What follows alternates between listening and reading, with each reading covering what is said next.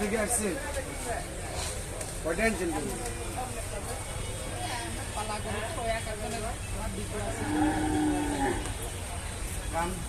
এটা কি আপনার নিজস্ব খাইছেন? ডেয়ারি ফার্ম আছে আপনার? আপনার ডেয়ারি ফার্ম আছে? না, আমার গৃহস্থ বাড়িতে। ও গৃহস্থ।